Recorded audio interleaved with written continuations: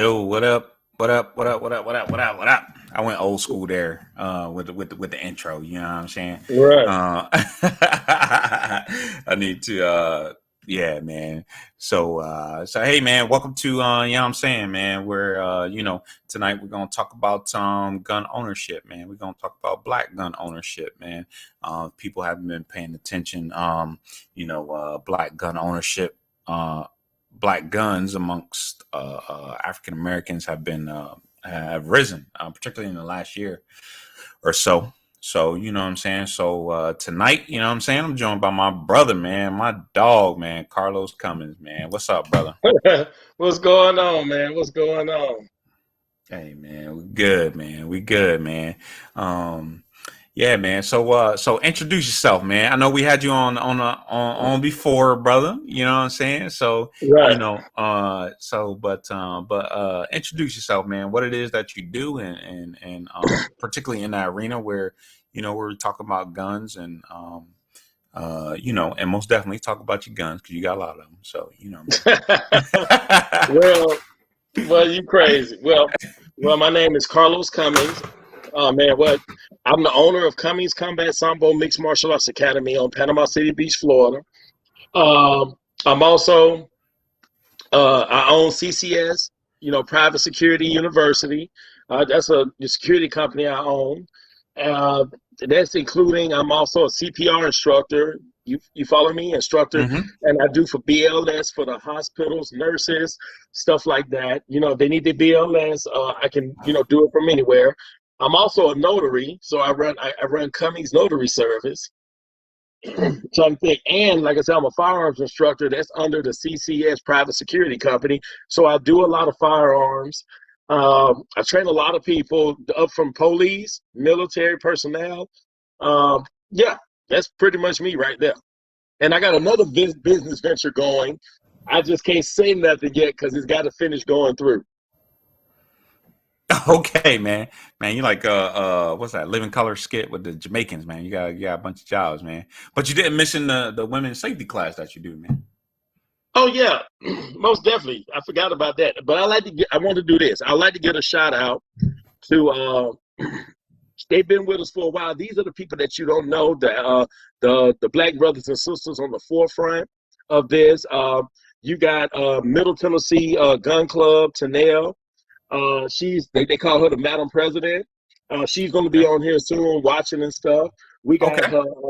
her right hand man, Denzel Caldwell. That's Middle Tennessee Gun Club. You got Iron City Gun Club. That's Birmingham, Alabama, by hmm Keith Jarrett. Another brother. You know what I'm saying? He's doing big things and stuff like that. He's running right now. He's running Birmingham, Alabama. You know what I'm saying? Going back and hmm forth to Atlanta, going through stuff like that. He's another gun instructor. These are people that you don't they don't get the knowledge. They don't get not knowledge. They get the knowledge. They don't get the recognition. Yeah, yeah, man. And I think that we going somebody bigging up Iron City. You know what I'm saying? And one thing that about black gun clubs, what I'm learning, because I just want to put it out there, right? I'm not a gun owner myself, you know what I'm saying? But one of the things that I'm learning is that there are a ton of black gun associations, you know what I'm saying?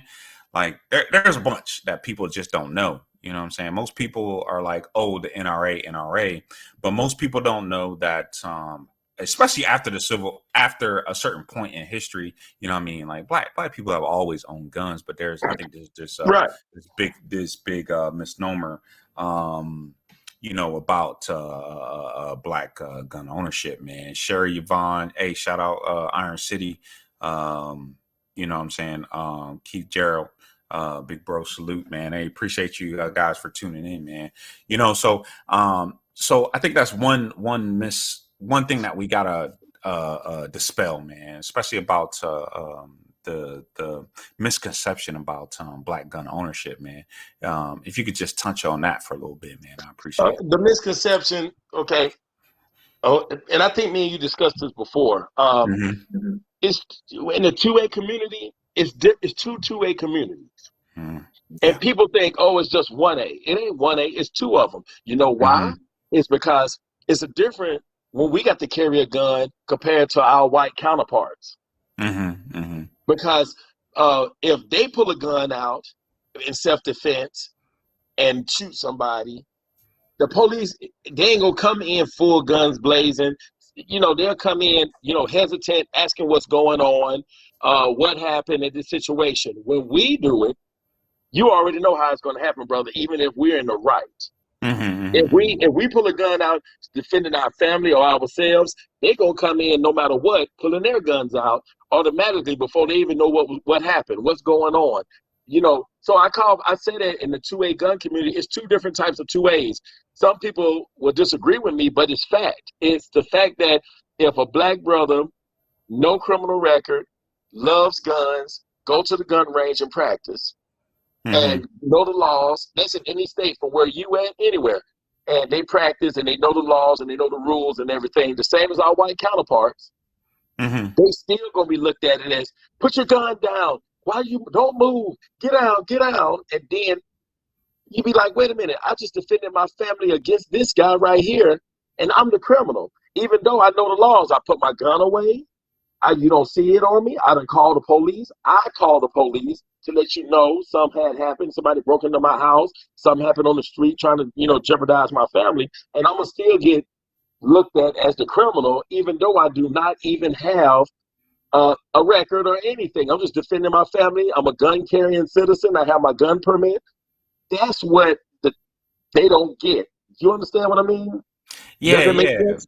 No. It makes perfect sense, man. I think that's for people like me, man. I think I'm more gun hesitant than I am with anything. You know what I'm saying? Because what you're explaining, and I have to remind me because there's a an important point that you point on, which is the sister I forgot you mentioned who is part of the president of the gun club. But we need to circle back to that because I think that's the most important point.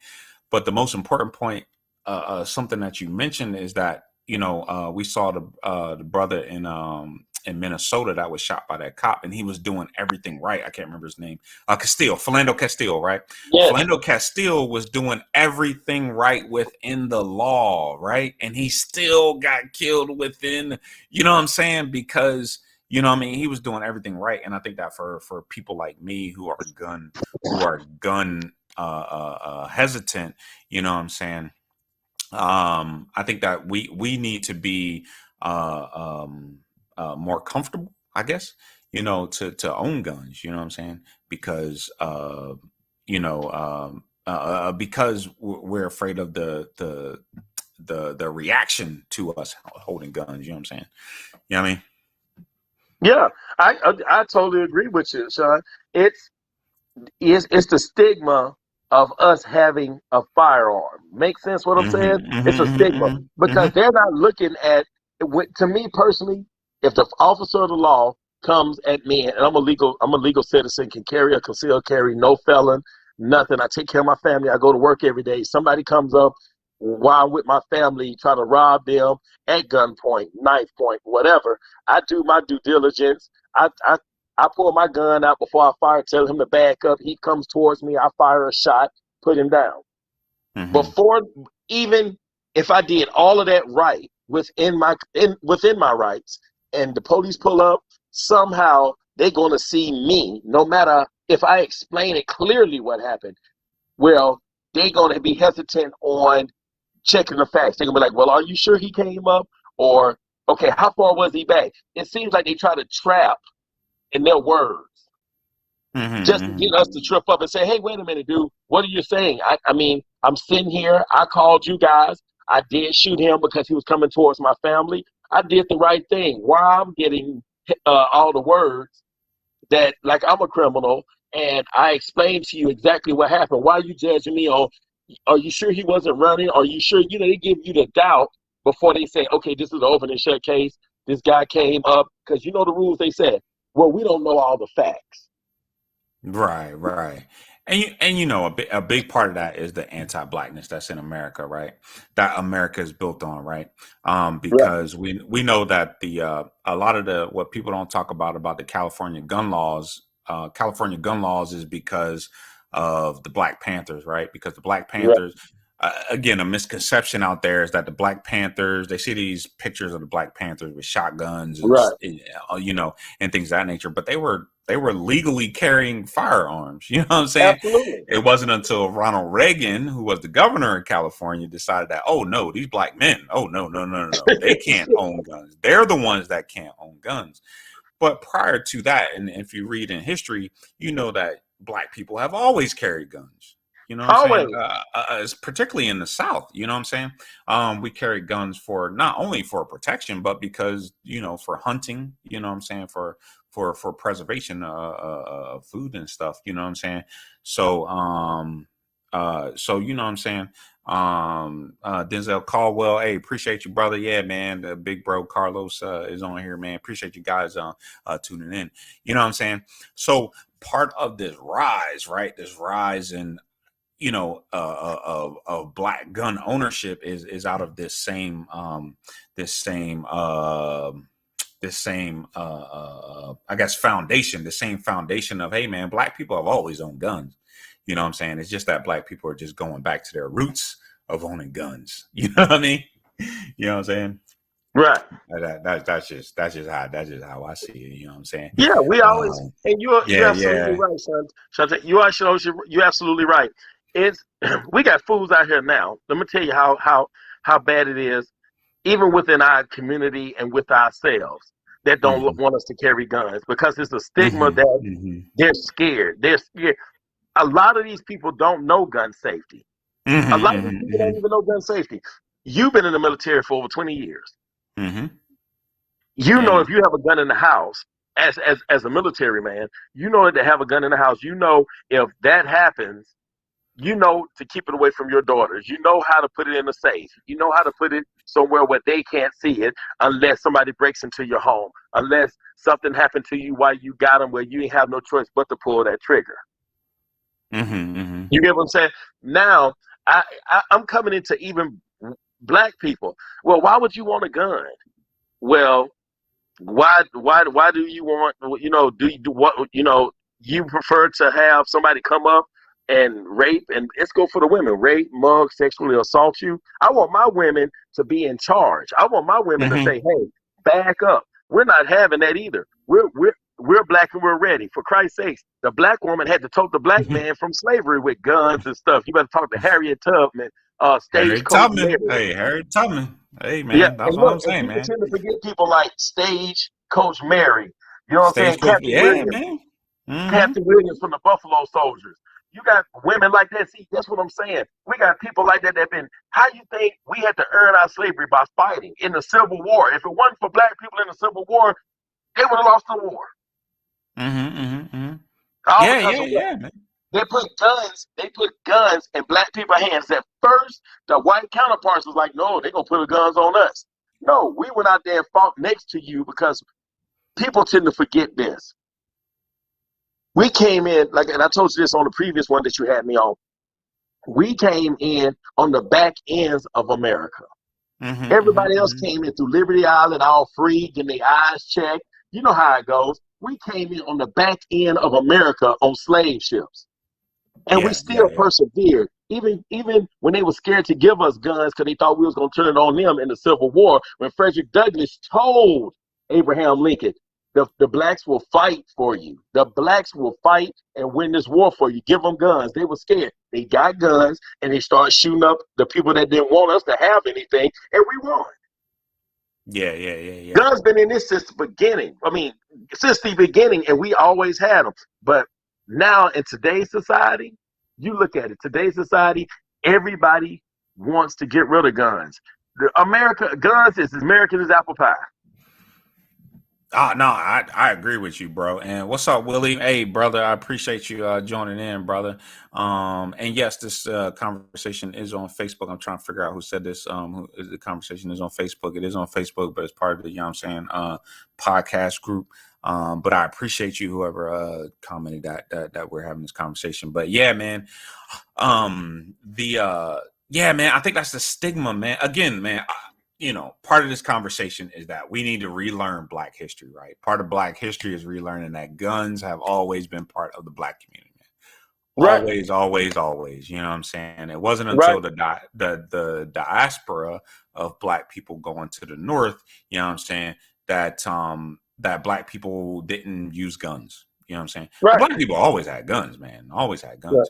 So, you know what I'm saying? But now that we're seeing, and today in 2020, or actually in 2020, we started seeing a rise in people who are like, hey, I need to own a gun. And a lot of this is because of everything that's going on in America. Like you're talking about, you know what I'm saying? The root of it is that, yes, Frederick Douglass did go and say, hey, look, black people need to, go fight for themselves and have war, go fight for themselves, with guns. They're good with guns and things. I need him convincing Frederick Douglass, But in 2021, the connection is that, black people are saying that, that, hey,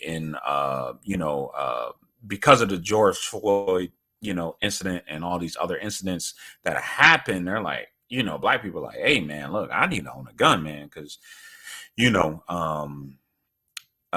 the owning a gun is American, you know what I'm Right. saying? And it's a right, you know what I'm saying, to own a gun, you know what I'm saying? But, it is something that has been stigmatized, I believe, in the black community. I don't know. Do you think that's been Yeah, stigmatized a little bit? yeah. It's been Mm-hmm. stigmatized. Always remember this. You know how the news media is. Mm-hmm, mm-hmm. You know how the news media is. They take a little fish and they make it this big fish, and then they toss that big fish back in the water just to say, oh, I caught this fish. And they be like, where is it at? I just threw it back, even though it was a small minnow. Yeah. Make sense what I'm saying? And that's what Mm-hmm, we are. What, like I told you, it's the fact that it is a stigma because remember this: if I'm legally carrying a gun, like I said, if I'm legally carrying a gun, and our counterparts they're carrying a gun too. Okay, let me back up some. Remember the Charlottesville thing when the guy ran him over in a car? Remember that Charlestonville, yeah. something like that. All right, Uh-huh. now think about it. You got Dylan Roof, who went into the church, had Glocks on him and killed them people. Remember that? Uh-huh. Okay.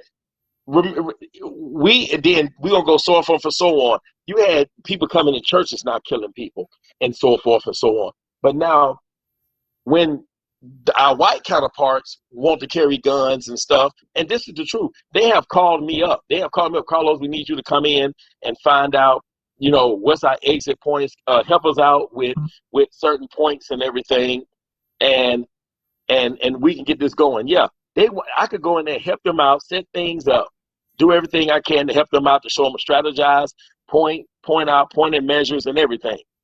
If I ask them to come help me out, or somebody that's none my color to come help me out, well, how many people you got?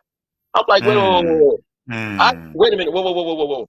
How, when you asked me to help you, I didn't ask. I just said I would be there because I thought we was, on the same page about survival and making sure nobody gets hurt. When I call you to ask me out, it's always that word, well, or how many people is going to be? How many hours is going to be? I'm like, if I'm mm, paying you, why should it matter? But I didn't ask you that. Oh, why? Because you coming into a black church and we trying to teach us about guns because Yeah. y'all already carrying guns. But like I said before, Chantel, if we're carrying the gun, if we carrying the gun, and Donald Trump or whoever it is out there saying, let's go, them Proud Boys, or Proud Boys got guns, y'all won't say nothing about it. Okay, you had the tiki torches. Remember the tiki torches? Some of Yeah. them had guns. They didn't use them, but they said some of them had them. Yeah. It's the same thing. They didn't have them or nothing like that. And then, but yet and still, when we do it, it's always a problem. So it's a stigma. It's always a problem when we do it. If I'd have seen literally here in Panama City, I have seen people carry their guns on the outside of their waist with their shirt covered, Mm, and seen them in restaurants, and nobody bats an eye. Let me go in there and do that same damn thing, and they'll have a SWAT patrol out there. mm, They would have a SWAT patrol out there. And and I'm like, well, I'm legally. Well, it ain't concealed. It's under my shirt, it's concealed. Well, somebody had to see it in order for it to be not concealed. But you just seen Joe Smo over here He just did the same thing. Mm-hmm. That's why the stigma comes in. It's always us. It's we try to show and educate our people. It's a problem. And when we say our people don't educate them about gun control, gun violence, gun safety, it's a problem because we're teaching them the right way. But then, soon as they find a black person that's a felon that has a gun illegally, you notice this? They blow it up all on television. Mm-hmm. They don't blow up the black guy that was good that stopped the good guy. The black guy that was good that stopped the bad guy that was bad breaking in his house and said he did a good job. Oh, Chicago had 31 deaths. 400 guns was confiscated off the street. It's all right. Look, man. Yes, there's most definitely this perception in America when black people own guns. Yeah, they look at you right now. They don't know. Mm-hmm. I'm gonna tell you this right now. If they look at you right now doing this podcast, and they don't know if you carry a gun or not, but because you got your do-rag on, you got a nice beard going. I do have a nice beard going though. Yes, it was a nice beard going. And the problem is, I love it. I hate you. I hate you for it. I grew mine out. I'm so gray down here. My wife looks at me and she said, "Oh, you look terrible." But the problem is that they look at you and you can have a do-rag on. They don't know about your military background. They don't know you got a bachelor's degree, master's degree. They don't know that you're a black man that has a full family with your beautiful daughters and wonderful wife and stuff. Let me tell you what they're gonna look at. Even though if you don't carry a gun or not, you still that N-word. Mm-hmm. And that's the same way with me. When I carry a gun, it could be legal, just like them. It could be, I can know I'm a law-abiding citizen. I know the law just as much as them, if not more. Mm-hmm. You get what I'm saying? It's just like going to go ahead. Go ahead. I think that's why it's an underreported thing. You know what I'm saying? Like, right. As far as noticing that, hey man, black gun ownership is going up. You know what I'm saying? Right.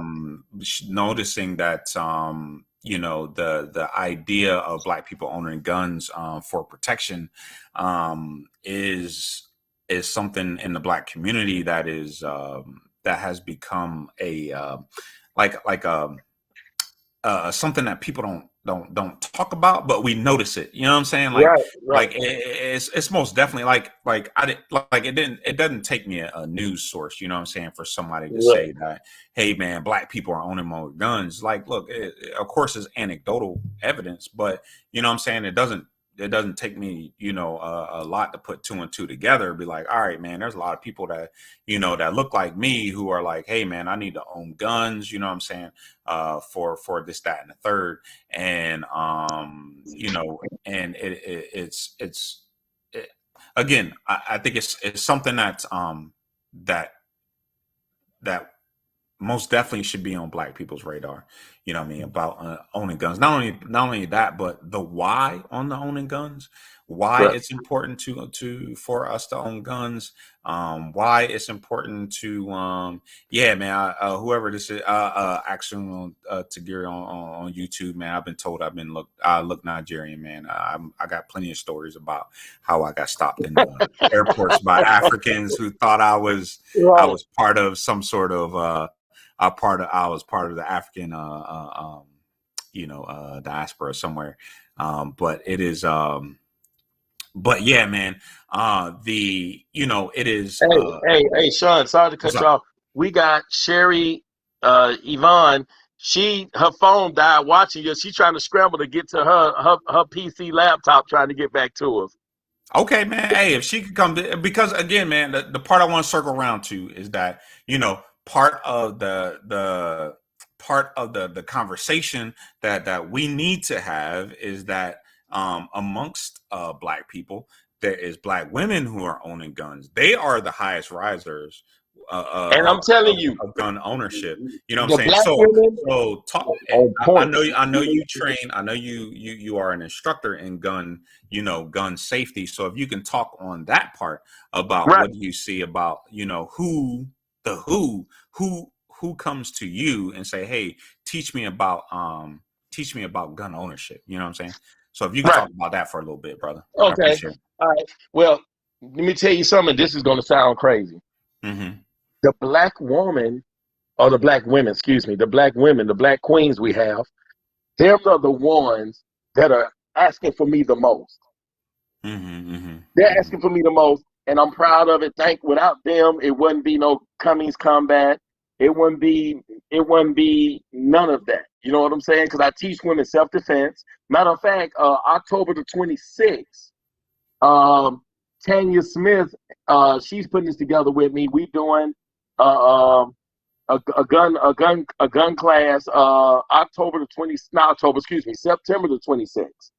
We're doing a gun class for all black women that want to come and learn how to shoot, or the ones that need their permits, or already have or want to go shoot better. So just in case if anything do happen, black women is on the rise with guns. I'm telling you, because it's sad to say this. It's sad to say this.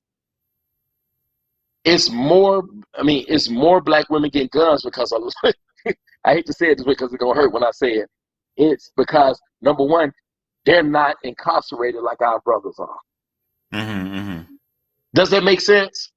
No. I mean, it does make sense because But you you know get what what I'm I'm saying? saying. Because there's a lot of them.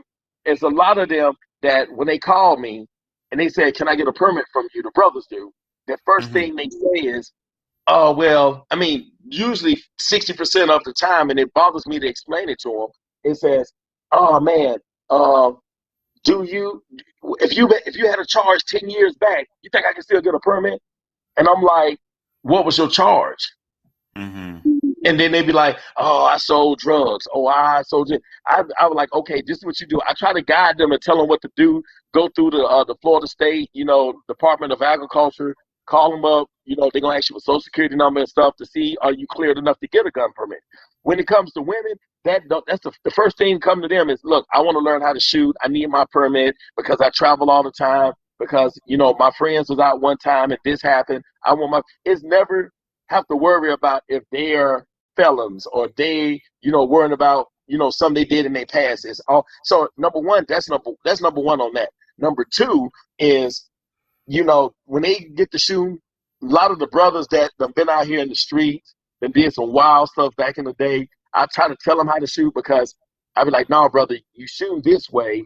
You need to shoot straight in this way. The women, I go in there, they listen, they observe everything. They want to learn. So when something comes up, they're on it. They're on it quick. They don't hesitate.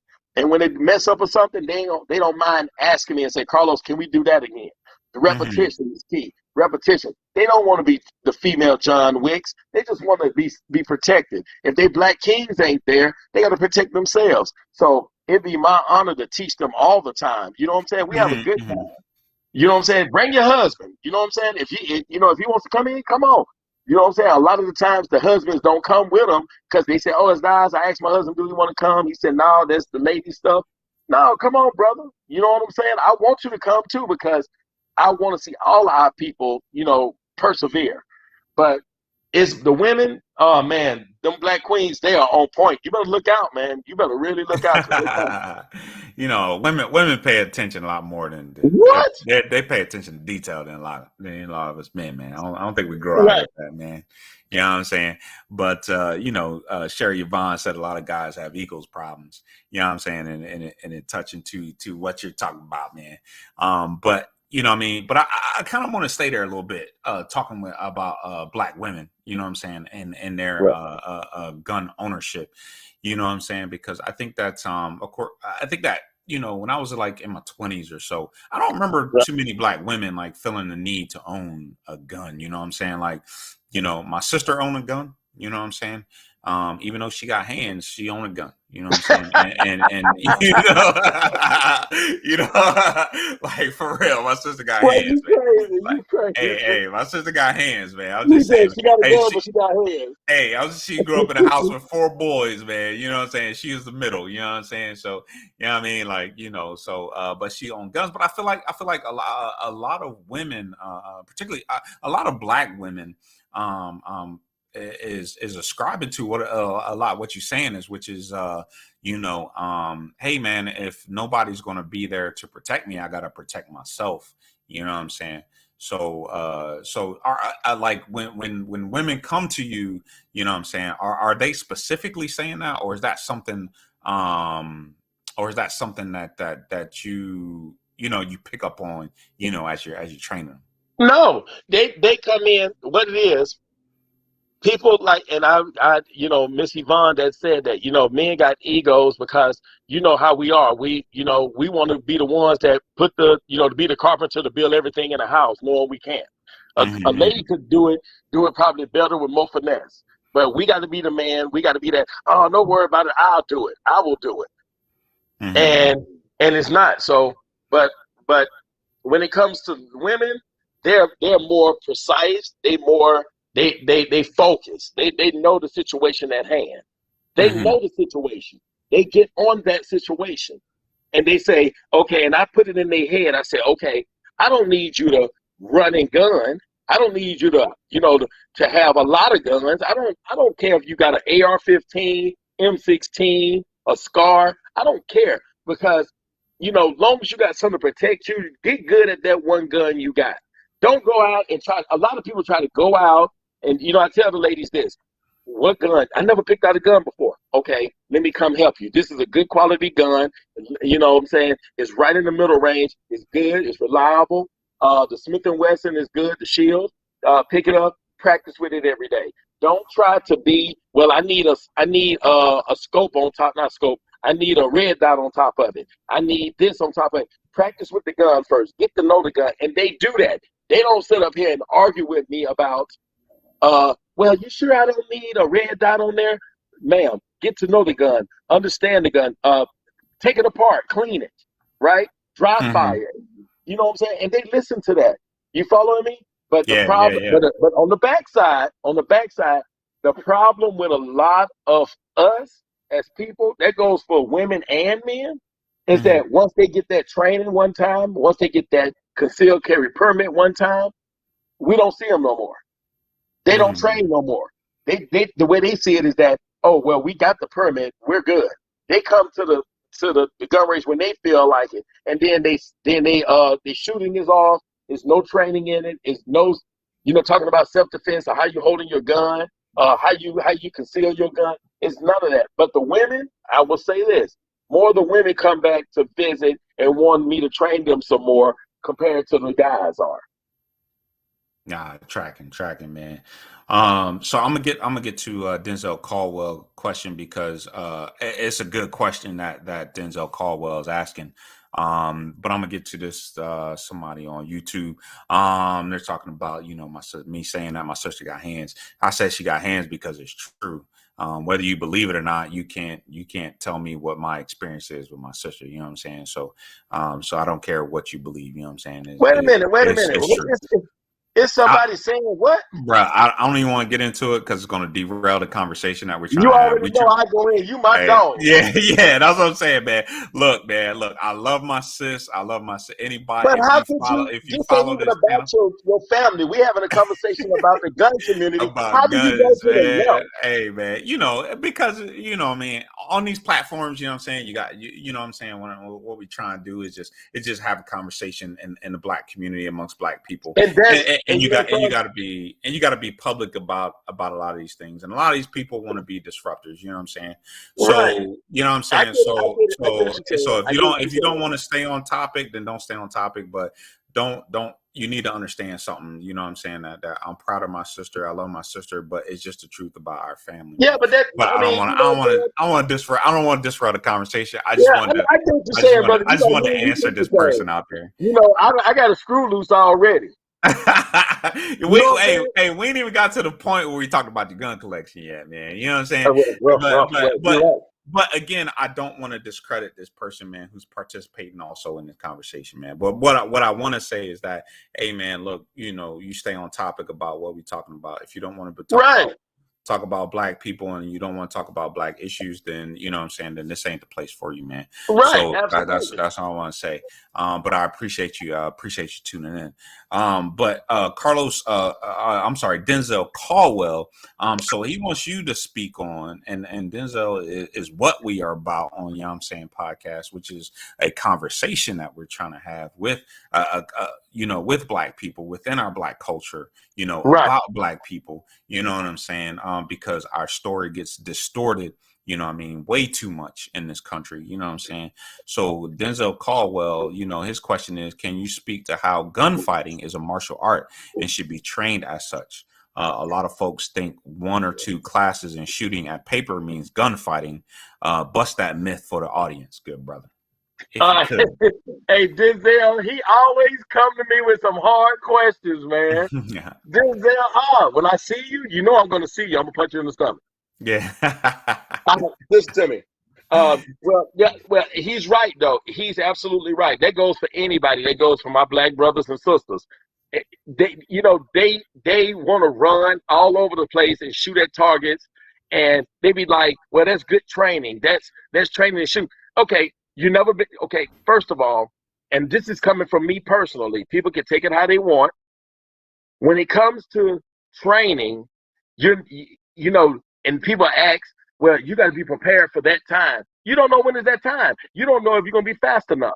So when you have to learn right then to look at your surroundings. So if something go down, and martial arts is the same way.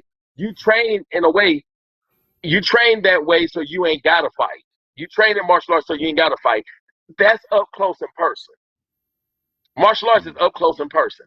When you're talking about guns and that's all they want to do is shoot paper and say, I go to the gun range, I shoot paper. That's still not a human being. You're not number one. That person could be in front of you, 2 feet in front of you, and probably be a faster gun drawer than you. You got to learn how to say, oh crap, you got to analyze that person in an actual gunfight. You can't just say, okay, I know what to do from my training. That person don't know what you're going to do, so he probably just starts shooting all crazy. What if he starts shooting all crazy? Shante, what if he shooting all crazy? How are you going to stop that? Yeah, I don't know, man.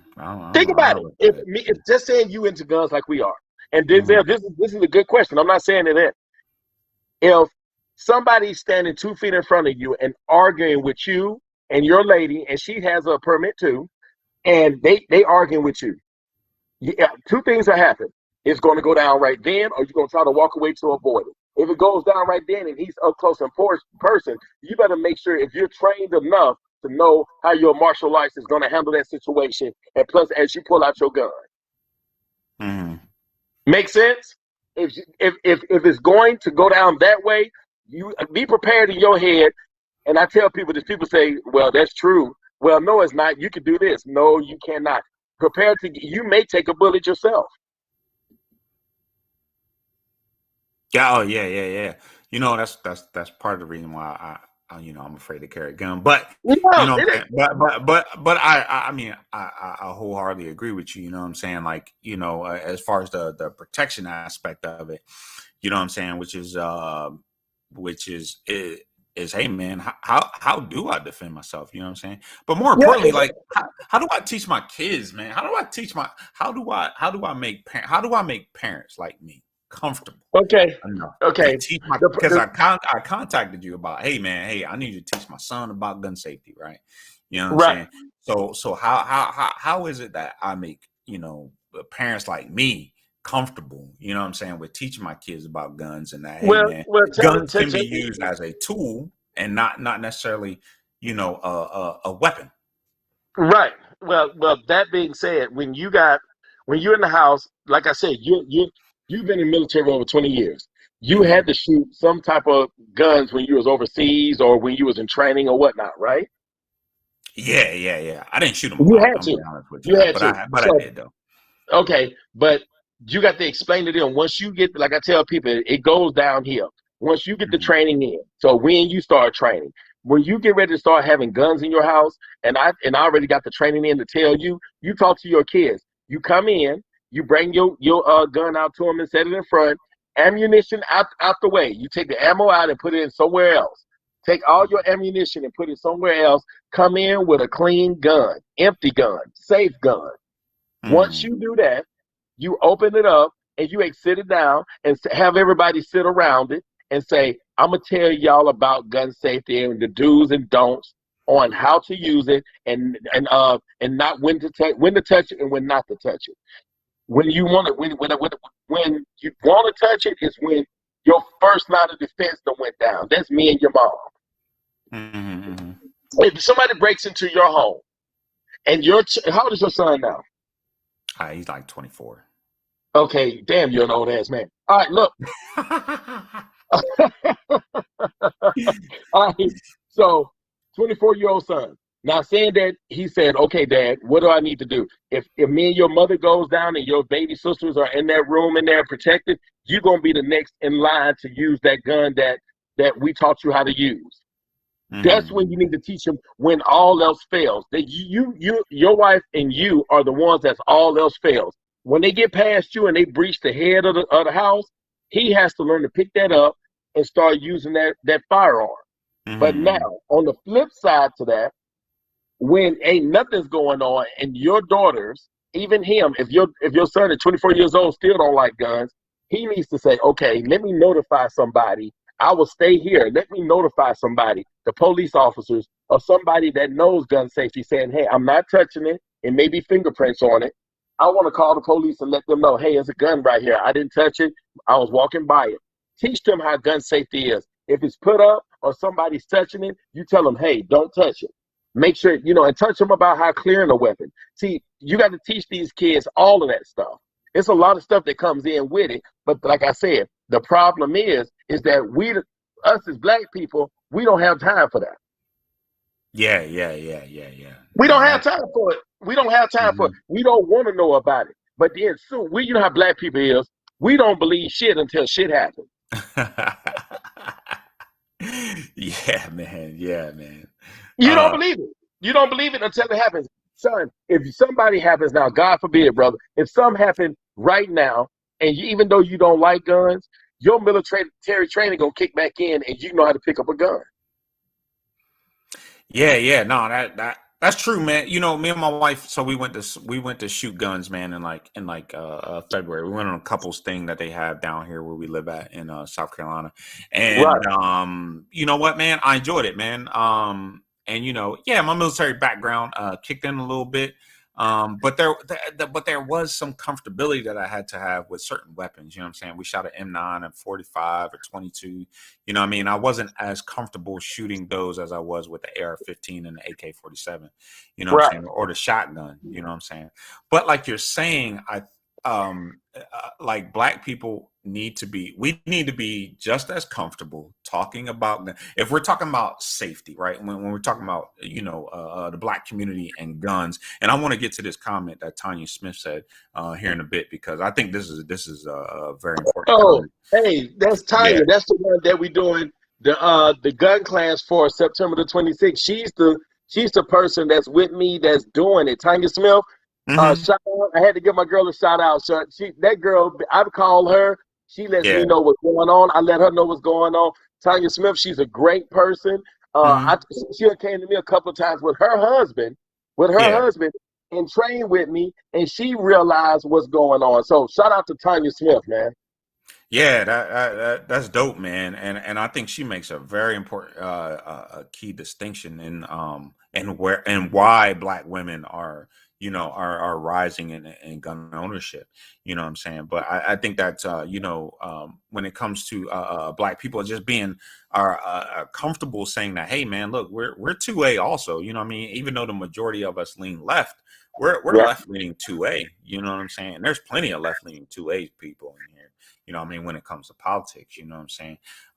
And she makes an important distinction on why I think that what people aren't talking about, and that especially when we're talking about black women, man, and the protection of black women, is that she said I think that women are more eager to learn are more eager to learn and more and to come back for proper gun training than men, which is true, man. I think men we got this machoism. You know what I'm saying? We're like, Right. oh man, I just need to go buy a gun. I've seen enough. You know what I mean? I hold that joint sideways. I've seen enough. You know what I mean? I seen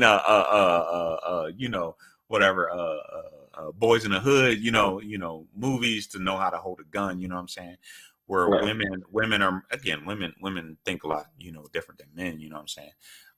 So, there's that aspect of it, you know what I'm saying? And she also goes on to say, because we get approached more when alone. And it's just true, man, when we're talking about, about black women who are, who come up missing, in this country and not reported and not shown on the news and things of that nature, which again, as a black father who has two daughters and who have nieces, I'm always concerned about their safety, and more and more, I'm leaning towards teaching my, something me and my wife talked about, which with teaching our daughters,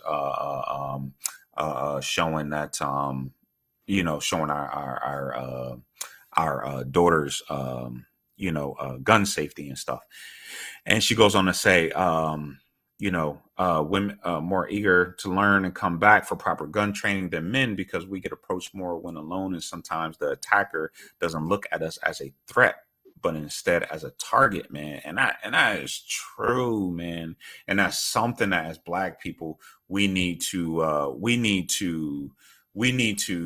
get on board and have a conversation about, like, you know what I'm saying? Like, look, when you get around your black peoples, around Thanksgiving, around family reunions, this is something you need to talk about. You need to talk about gun ownership, man. You need to talk about the protection of your females. You know what I mean? You need to talk about your black males, owning guns and knowing how to use guns. And particularly if they're in states like Florida and Texas, who I think now you don't even need to you don't need any training. You You don't can need just to go, have a you permit to can just go to go pick Texas. up a gun. Yeah, in Texas, you don't even need a permit anymore. You can just go pick up a gun and that's it. Yeah, But I think and that's the federally. problem, and that's the and Sean, that's the mental mentality of what we have. Is you can go pick up a gun. I mean, they said some stipulations. I don't know. I'm not in Texas. I really don't know.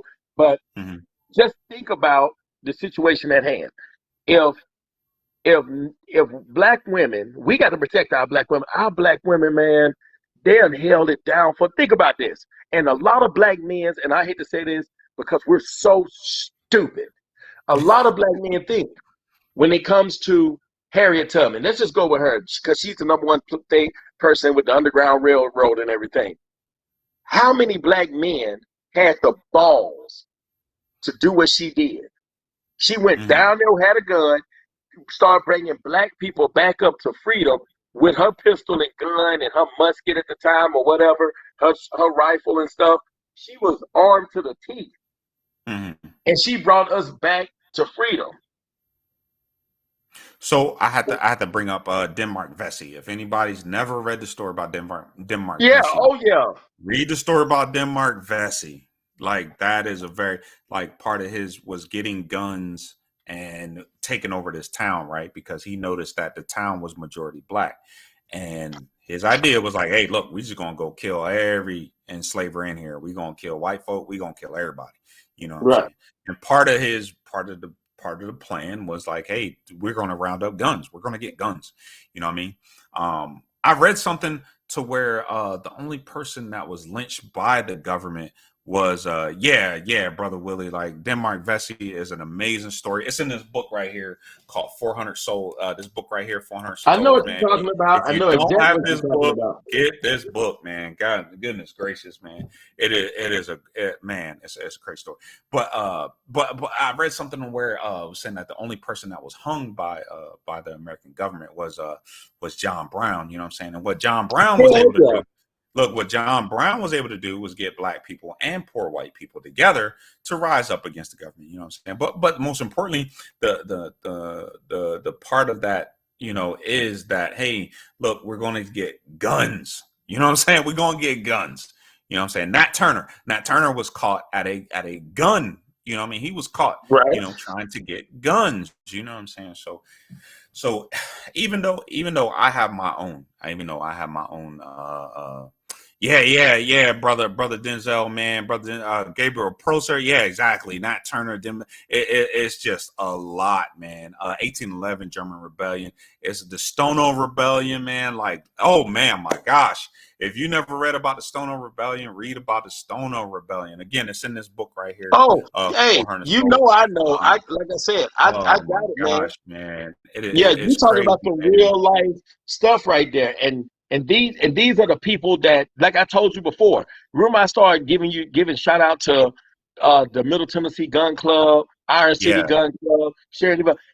People don't know who these guys are. Gabriel Prosser, Denmark Vesey. They don't know who these people are because they don't bring them up. Think about it. These are the people. It takes it in America. It takes guns in America. Bottom line, it takes guns to move things in America. Think about this.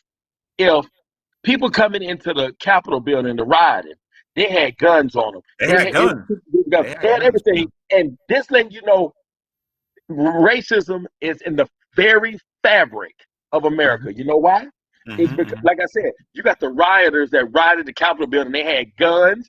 They had Proud Boys out there that was trying to defend them, quote unquote, on either side. Let that would have been a solid Black Panther movement, a Hmm. solid Black people getting together. They would have had tanks rolling down 1600 Pennsylvania Avenue. Yeah, I mean, we already know what they did to the Black Panthers, man. You know what I'm saying? Yeah, Like and people they think, took away their right to own guns. You know what I'm saying? When yeah, it and comes guess to what? And that's what it is. That's what I'm saying. Like I told you, the best kept secret is the Black woman with a gun. That's the best kept secret. People can say what the hell they want to because think about it. They already know the men going to have guns. That's on either side. White men, black men, white women going to have guns, black women going to have guns. But the problem is, black women, they're more sassy. They think, when you think about a black woman, when they think about our black women, what they think about, Sean, what they think about? They think about them going out partying, high heels, having their hair done. All they do is want to be partying and acting ghetto. No, that ain't it. And I tell any of these goddamn white people is that learn from what I'm saying. Learn from what I'm saying. Hey, think about it. The biggest joke I ever heard. What's You know what that? the biggest joke I ever heard is to tell everybody the devil didn't exist. Yeah. Yeah, no, that's true. I mean, a good point that you're bringing up is that, you know what I'm saying, is like, a lot of the most powerful women, you know, in our history Yeah, carry guns, man, carry guns. You know, Fannie Lou Hamer is one of them. We're like, look, that's my girl now. Fannie Lou That is my Hamer. girl. Look, man, if you don't know about it, I think they're about to do a book or a story on Fannie Lou Hamer. But look, if you Fannie haven't Lou read Hamer about from Mississippi. Fannie Lou Oh Hamer, man. yeah, from Mississippi, she carried a gun, man. You know what I'm saying? So, you know, we have to look, man. I most definitely, you know, as my brother said, and I wish it, you know, I know he's out, you know, being a great father, you know, being a great father out there, man. You know what I'm saying? Um, We and I got know you another like to girl enjoy that's that. stepping in. Sean, Mhm. Sean, we got another girl. She's trying to get in now. That's Tanea. Um, she's the president. I told you she's the president of Middle Tennessee Gun Club, and I'm trying to get her in on here right now. That's why I'm looking at my laptop. She's trying to get in right now. She's the president of the Middle Tennessee Gun Club, and I'm trying to get her on right now. I'm telling her to check her invite because I sent her an invite. Okay, yeah, man. If we can get her in, man, because I think that's one thing again from the story, what that specifically talking about black people, man.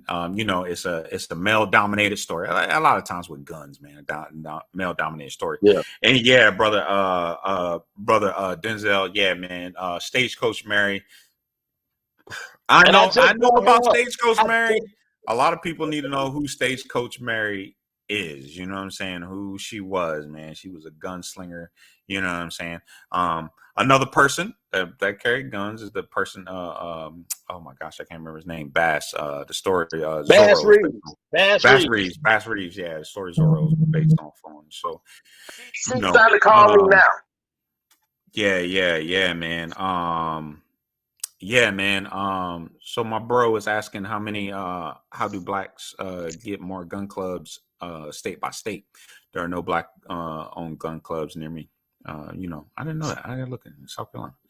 I know that. That's strange because I know a lot of black people in South Carolina own guns, but that's crazy. Who said that? Wait a minute. Who said that? That was my bro, JY, man. That was my bro, JY, man. Yeah, you're saying how do black like they're black? There's black gun clubs in Florida, right? No, wait a minute. Well, it ain't that many, but Yeah, there yeah. are. Mm-hmm, mm-hmm, mm-hmm. Like I said, think about this. When we do have black gun clubs like Middle Tennessee, Iron City, um, Siobhan got her gun club. You know what I'm saying?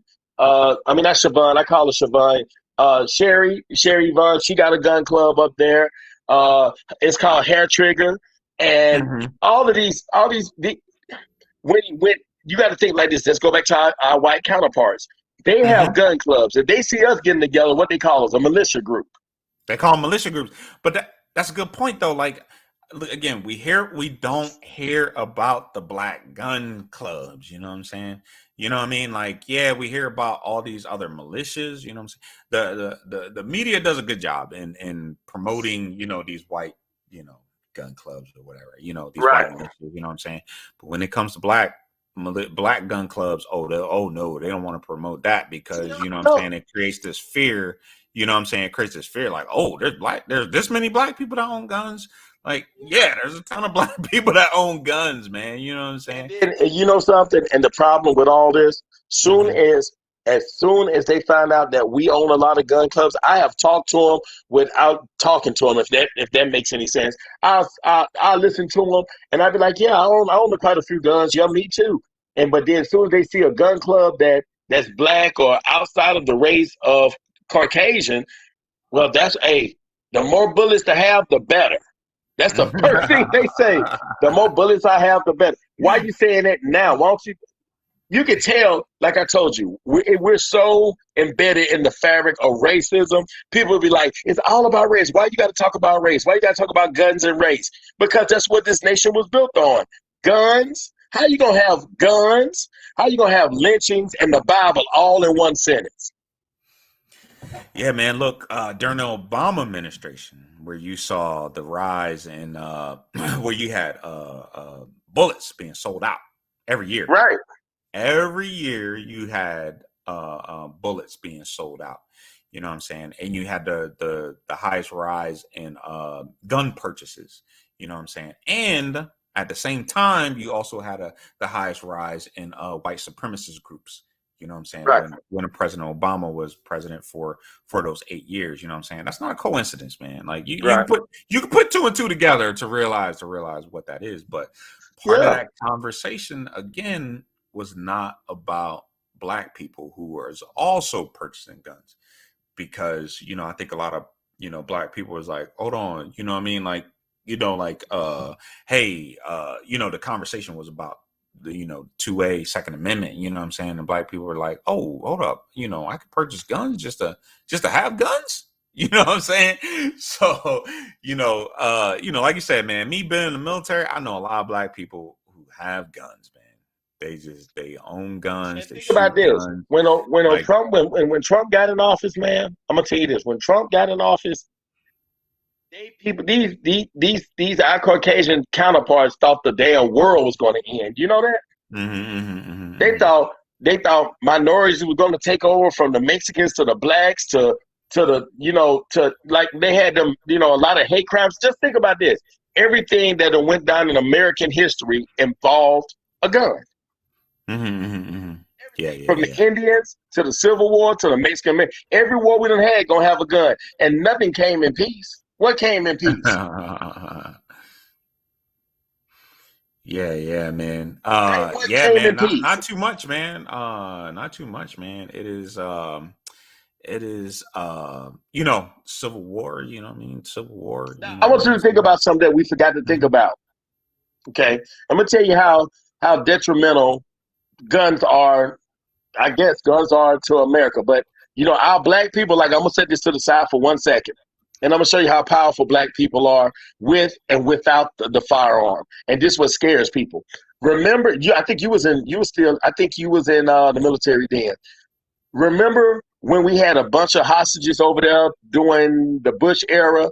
and he gave them a warning: if they don't bring him over, we're going to start shooting and firing stuff. And Jesse Jackson stepped in. Do you remember that?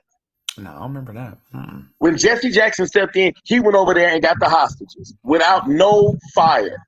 I might look You that can up. look that up. And they got mad because he went over there and brought all the hostages back without lifting a trigger. That happened. You can look that up. It's still shown. Now, I want you to, if it was Jesse Jackson, if it wasn't Jesse Jackson, it was Ronald Reagan. It was one of those two.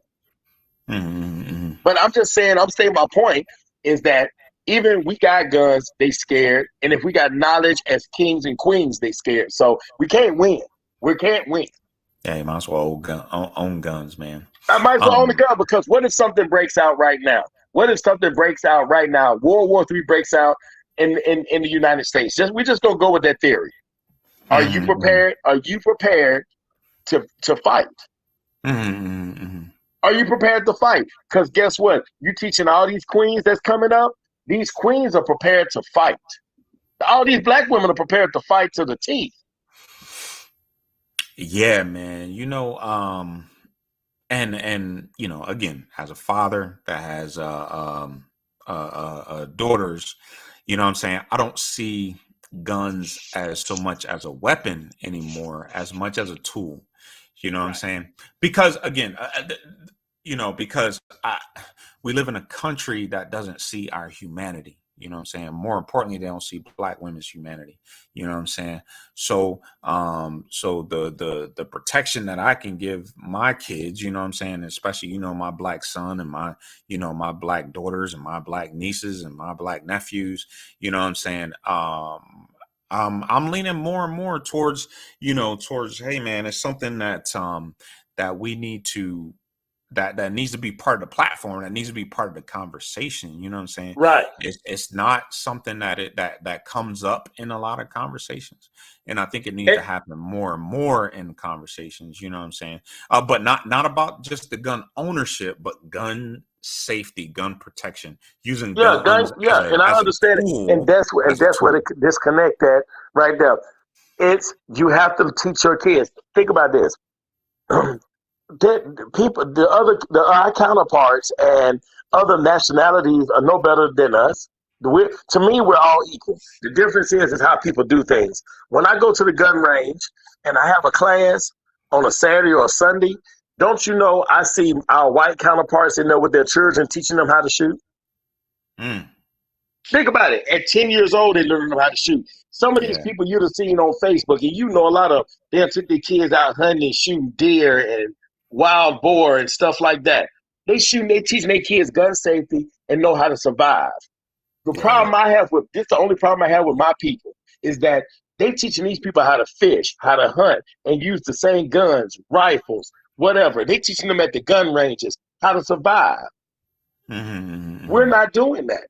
Every time I come in there to the gun range, I don't see a black father in there with his son teaching them how to shoot, teaching them about gun safety.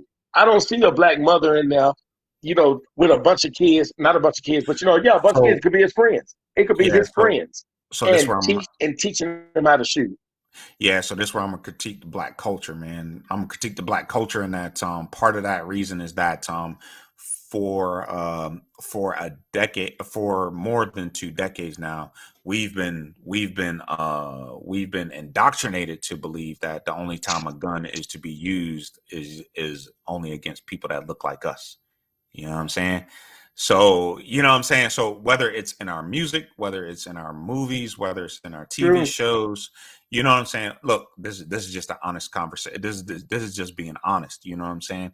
Is that, look, the only time, we need to have a come to Jesus, a quote unquote come to Jesus moment with our own culture, to say that, hey man, look, guns aren't to be, cannot only be used, or I don't say cannot only be used, but we need to relearn that guns, can be used for hunting and protection and things of that nature, not to, participate or to just use them on people that look like you.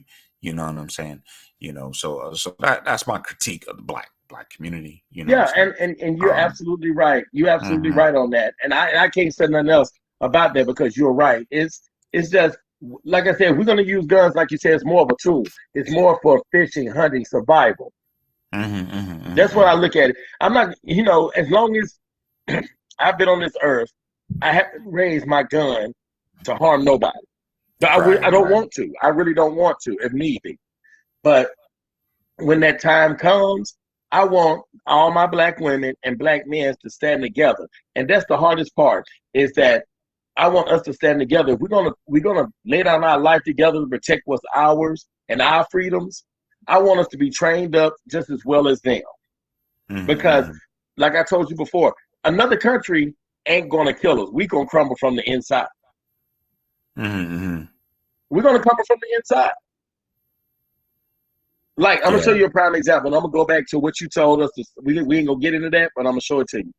That guy that just said something. The whole conversation has been about guns, gun safety, queens. That same guy that got on here and said something. All he was fixated on what you said about when your sister's name was little. Apparently he had to listen to the whole conversation of what was going on because we was already into it. But he picked out what you said and ran with it. That's what I mean by we're going to crumble from the inside. We're not going to, another country is not going to crumble from us. If you can take that little stuff that you just said when you was little and you're a grown man now and take that just to say something stupid. That's what I mean by we're going to crumble from the inside. Does that make any sense, Shantae? No, it does, man. I think it touched on what Tanya Smith is saying, that what I mean, how society views black people with guns, man. You know what I mean? Right. Society views black people with guns as a danger. You know what I'm saying? As a danger to society. More importantly, but what I'm saying, again, the truth is that America is built on a racial hierarchy. You know what I'm saying? Race is not real, but it's built on a racial hierarchy. And part of that hierarchy is saying that, black people need to be controlled in some sense, you know what I'm saying? And part of that control is making sure black people don't get guns for protection. You know what I'm saying?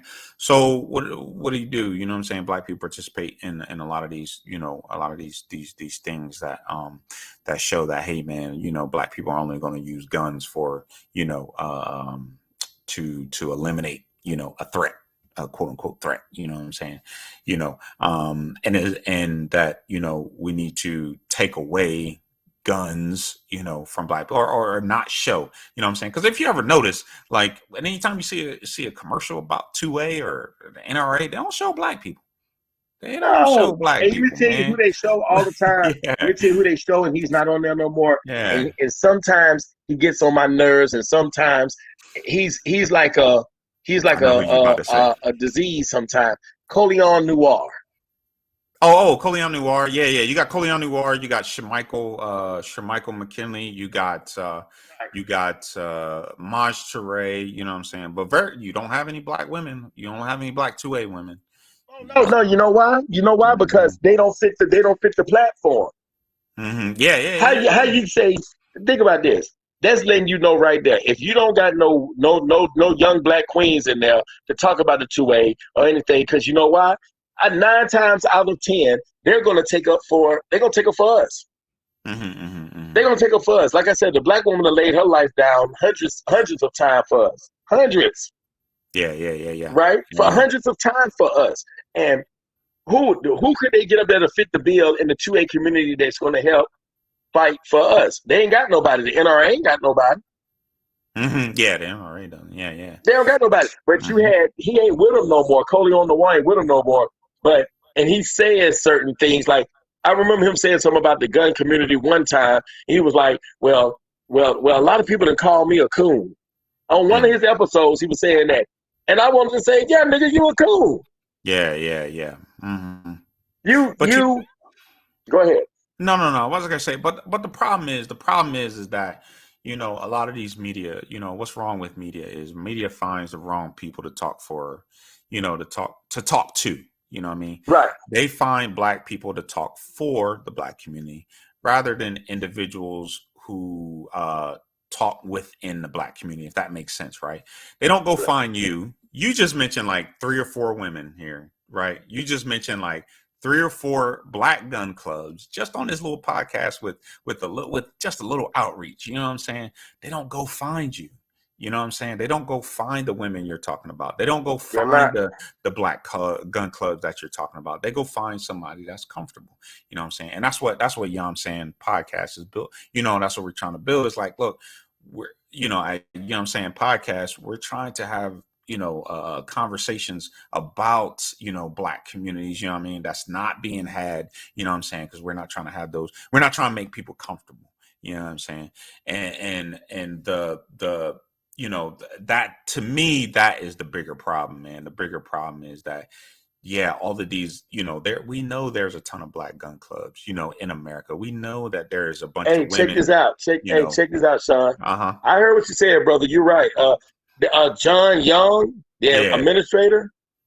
Yeah. You see what he wrote? You see what he wrote on there? He said, I remember they were so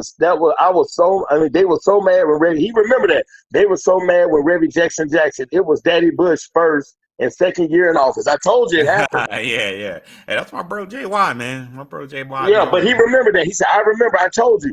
Mm-hmm. He went over there with he was going to parking lot and kill all them people, innocents and everything. Jesse Jackson, he said, look, put your guns down. He said, let me go over there and talk to him. He kept telling them, no, this is what we got to do. Jesse Jackson took a plane, flew over there, and brought them all back. Mm-hmm. He brought them all back without one shot was fired. You realize how mad they were? They were so damn mad, they couldn't stand it. That's why I say, with guns, they're going to hate us, and in peace, they're going to hate us. We did that in peace. Right, because I think that when it comes to guns and protection, particularly, like if you do any studying or any you do any little bit of studying in history, on black people with guns, that black people, we don't use guns to attack or take over. You know what I'm saying? Slavery was a different thing, you know what I'm saying? But after slavery, black people are using guns for protection, you know what I'm saying? We're not using it to take over governments. Now, if you read about history and, white folk was using guns to take over governments. Like you're right. Like read about North Carolina, what they did in North Carolina, you know what I'm saying? The populist government, the multiracial government in North Carolina, how they took it over. They took it over with guns, man. They told people, look, you got 24 hours to get out or we killing folk. You know what I'm saying? Kill them. There is no historical evidence in America where you show black people doing that with guns. You know what I'm saying? However, there is the perception that black people are, you know what I'm saying, are this menace with guns. You know what I'm saying? And really, it's just us turning guns on ourselves, you know what I'm saying? In a lot of these and that's the hurtful part. You're right about that. In certain instances, you know what I'm saying? And that's the part that we need to correct. That's the part where, hey, look, we gotta get out the message, you know what I'm saying? All these sisters in these gun clubs that you mentioned, they gotta do what me and you were doing, right? They gotta hop on these podcasts, they gotta hop on these, get into this arena and say that, look, we're out here, we exist, connect with other people from other states, connect with other gun clubs from other states to dispel a lot of these rumors, dispel this misconception of black gun ownership. You know what I'm saying?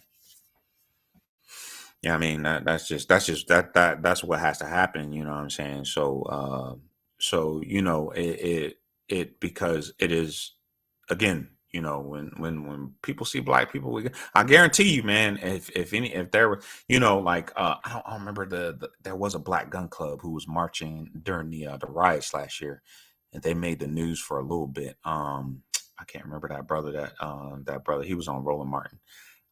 But he made the news for a little bit. They were I know somebody, it was a huge gun club. Was it in Atlanta? Yeah, in Atlanta. Yep. It's a big. Okay, I know what you're talking about. I know what you're talking about. I can't call it right now. Mm-hmm. Yeah. I just can't recall the gun club there. But yeah, man, it is. We gotta dispel that. We gotta make let black people know that, hey, man, it's okay to own guns. Like it's okay. Like you can own guns and use guns as a tool. You know what I'm saying? Yeah, that's what it is. It's meant for a tool. It's so many things you can use it for. and teach your children. God forbid, teach your children about gun safety because they are teaching theirs. Yeah. That's true, man. That's true, man. That is true, man. Especially in the South, man. That's just what it is, man. You live in the South, you live in the Midwest. You live in it's not the Bass Reeves Gun Club. It is dang, this is a big gun club. Bass Yeah, Reeves Bass Reeves Gun Club is pretty big. Gun Club in Atlanta. Wow, they're big, man. Holy crap! But guess what? But You Bass don't Reeves hear about was them, Bass don't you? Reeves. Yeah, Bass Reeves. For anybody that want to know, he was the inspiration for Zorro. But yeah, man. I was trying to You don't look up hear that. about it. Every gun club you're looking up right now, Sean, that you don't hear about them because, like I said, it's overshadowed with everything of the, in a way, white gun clubs. Mm-hmm. Yeah. It's overshadowed with white gun clubs. Mm-hmm. You see how many black gun clubs that are out there that you don't know about? Yeah, man. One thing that people don't know during the Trump administration, man, what Trump did was he took money away from the FBI. So during the Obama administration added money to the FBI to do surveillance basically on white supremacists, domestic terrorism, in America, you know what I'm saying, because it was rising during that administration. Well, what Trump did was Trump basically closed down that division of the FBI and diverted money to look into black supremacists. Now, black supremacist was a category under the Obama administration, but under the Trump administration, they expanded it to look into black people who own gun clubs, and specifically black people who were in charge of, or black people who advocated for black people to get in the Second Amendment.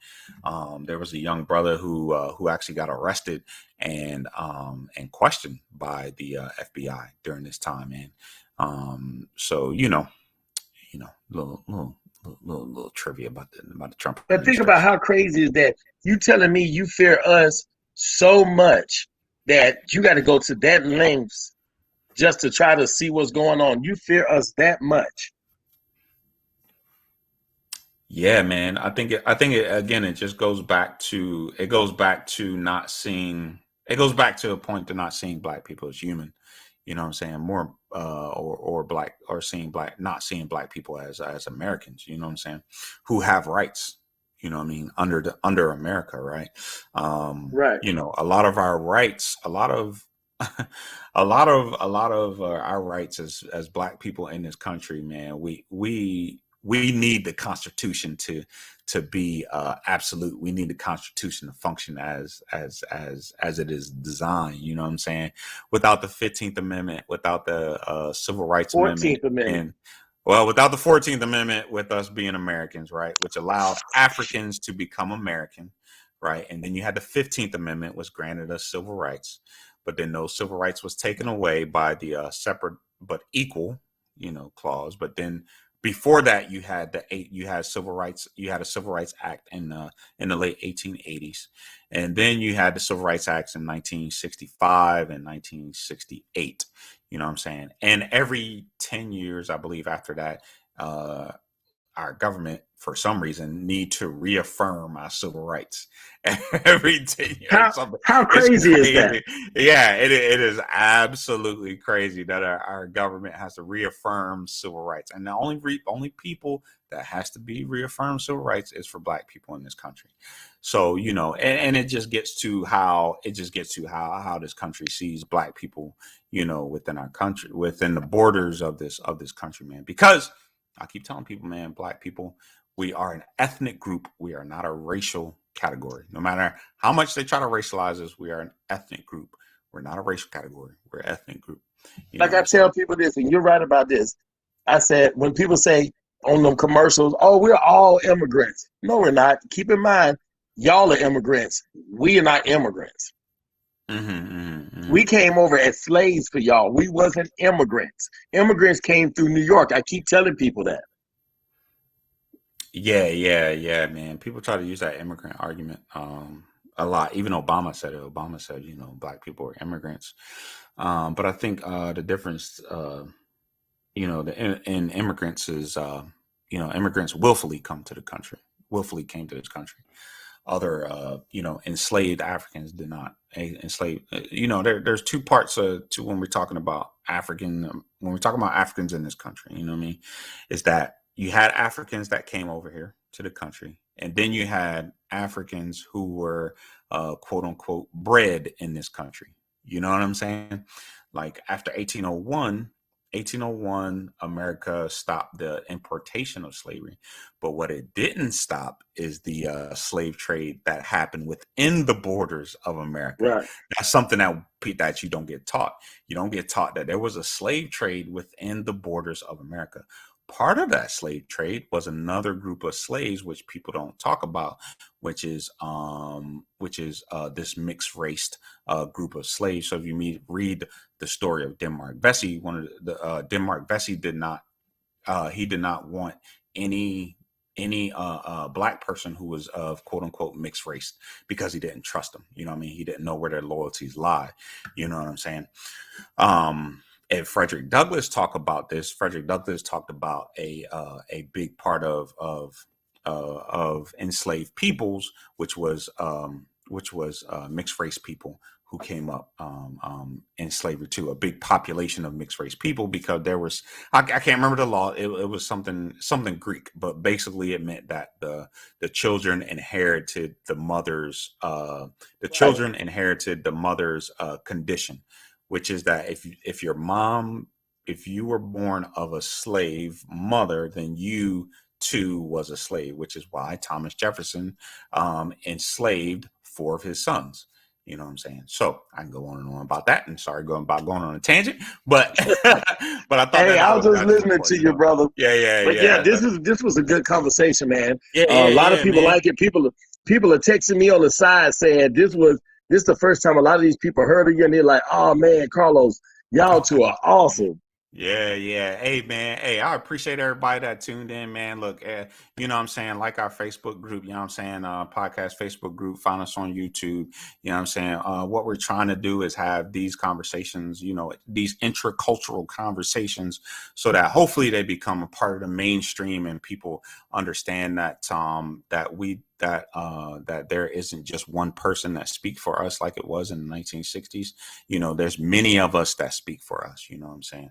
And hopefully we have a good, robust conversation. But anytime anybody want to join, man, hey, man, hit me up, man. You know what I'm saying? Hit me up and we can have a conversation, man. But final words there, bro. Hey, like this page. Shout out to all the black gun clubs out there. Keep doing what you're doing. Keep educating. Keep my black women stay up front. Keep your heads up. Keep training, because we're gonna need y'all more than now than ever. You know what I'm saying? So shout out to Denzel Caldwell. Shout out to John Young. That's my boy. I'm looking at you. Tanya Smith. Tanea. She's the Madam President for the Middle Tennessee Gun Club. Sherry Yvonne. You know what I'm saying? Hair Trigger. You got Keith Jarrett with Iron City Gun Club. All those black gun clubs, go see them wherever they at. There's a lot of them all over the United States.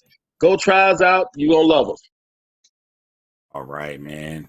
And hey, man, I'm going to just, as we say in the military, don't, I'm going to piggyback on my brother Carlos, man. Hey, I appreciate everybody that tuned in. I appreciate the chat room, man. It was on fire. A lot of people leaving a lot of good tidbits, man. And I think that we're going to continue this conversation, man. I think this is going to be part 1, and we're going to continue this conversation on black gun ownership. I don't know, maybe maybe I'll go purchase some firepower like brother Carlos got, man. You know what I'm saying? Hey, if we do another one, whenever you want to, part 2. We forgot on that one, we're going to add all my gun collections. We're going to talk about the gun collections and what we have in the safes and what we walk around with on a daily basis. Okay. Yeah, man. I most definitely want to do a part two of it. And I would love to have any of the women that you talked about Oh yeah, on I'm for gonna sure. bring them on. The next time you Um, do it, we're gonna have a. I wouldn't mind having a two panel with like me, you, the other brother that couldn't make it, and two mhm. other of the women of the president of the gun clubs. Yeah, man. Yeah, man. Most definitely, man. If we can hook that up, man, I think that'd be Oh, dope, I can man. make it happen. I will Yeah, make it yeah, happen. yeah, yeah. That'd be dope, man. And then we can nail down a date, man. Because again, this conversation has helped me because as a parent, again, I got two daughters and a son, and me and my wife, we're gonna be empty nesters. You know what I'm saying? It most definitely put me at ease. You know what I'm saying? Um, you know, um, but yeah, man, we most definitely gonna have part two of this conversation. But thanks everybody for tuning in, man. This is Yah'm saying podcast. And I got to, Find us hey, on hey, yo, look, Facebook. I What's got up? the shirt on tonight just because. Hey, brother. Hey, but and that's why I had to when you contacted me, I'm like, all right, man, my cable toe gotta be short, man. My cable toe gotta be short, brother, because you know what I mean, you kept me in bounds despite everything that I had going on, you know what I'm saying? And that's what we do. And I'm most definitely going to have a conversation about frats and sororities and things of that nature Now you and know I got to be their on for that one oh because yeah. I can That one's look. gonna be I'm gonna bring. Guess what? I'm gonna bring Delta Sigma Thetas on. I'm gonna bring Masons on. I'm gonna bring on yeah. AKAs. I got them all. Yeah, so I'm trying to have a whole host of conversations in February, Black History Month, man. Because something I talked to my cousin about, man, is that about Black History Month, man. We got to stop having conversations about first. You know what I'm saying? Like that's cool. I'm not saying that that's not important. I'm not saying that that's cool. I'm saying that look, man, Black History Month need to be about progression. You know what I mean? Where we are at in the Black community. You know what I'm saying? We need I to like it. highlight sororities, fraternities. There's people in our families who are breaking glass ceilings. Let's highlight these people. Let's highlight. You know what I'm saying? Let's highlight. Let's highlight let's highlight black progress, man. This is not you know what I mean. I'm not trying to say that the past is not important, but what I'm saying is the past should be learned outside of February. You know what I'm saying? Exactly. That's what I'm saying. You know what I mean? And that's and that's what I want to do in February. And we're going to and that's why we're going to take a little break and to kind of do a little soft reboot. But you know, because I most definitely, what I mean, feel that there is a part of us that's missing. You know what I mean? You know what I mean? Like there's a conversation that this is not happening. You know what I mean? And people are having misconceptions on our community, man. So I greatly appreciate you, brother, for your cable toe, being short. You know what I'm saying? And I appreciate you for keeping me in bounds, brother, and for having this conversation. This was a great conversation, and this is part one of the conversation. And everybody who tuned in, man, go follow us on you know what I'm saying, Oh, you see how many Facebook people was in there page. talking when I got them in there. Oh yeah, look, man. Look, follow us on the page, man, because and hit me up for any conversation that you want to have about Black peoples and Black communities moving forward, man. You know what I'm saying?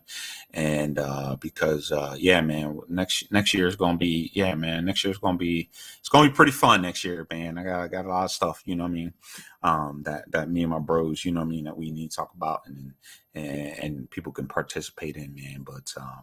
But yeah, man, this is Yah'm saying podcast. Appreciate you.